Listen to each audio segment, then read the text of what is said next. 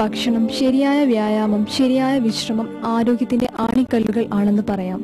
ഇതിൽ ശരിയായ വിശ്രമം നമുക്ക് ലഭിക്കുന്നത് നന്നായി ഉറങ്ങുമ്പോഴാണ്.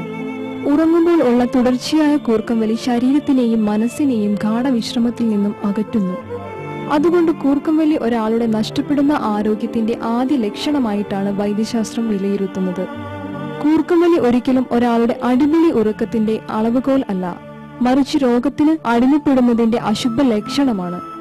ഇപ്പോൾ ഈ കൂർക്കംവലി കൊണ്ട് തന്നെ ഒരാൾ ഒരു 5-7 മണിക്കൂർ വരെ ഉറങ്ങിയാൽ പോലും ഈ ശരീരത്തിലുള്ള ഓക്സിജൻ കുറവുള്ള കാരണം രാവിലെ എണീക്കുമ്പോൾ തീർച്ചയായും ഫ്രഷായി തോന്നില്ല. പകലുണ്ടാവുന്ന ഈ ഉറക്കം ക്ഷീണം ഈ ഒരു കൂർക്കംവലി കൊണ്ട് തന്നെയാണ് ഉണ്ടാകുന്നത്.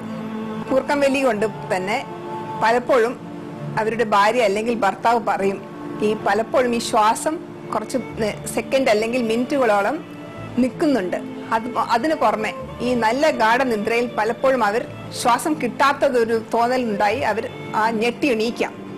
പലപ്പോഴും അതൊരു ഹൃദയത്തിന്റെ പ്രോബ്ലം ആയിട്ടാണ് തെറ്റായി ഡയഗ്നോസ് ചെയ്യാം. ഈ ഒരു ശ്വാസം ഈ ഓക്സിജൻ കുറവ് കാരണം പലപ്പോഴും രാവിലെ എണീക്കുമ്പോൾ തലവേദനയായിട്ടായിരിക്കാം അവർ പലപ്പോഴും എണീക്കുന്നത്.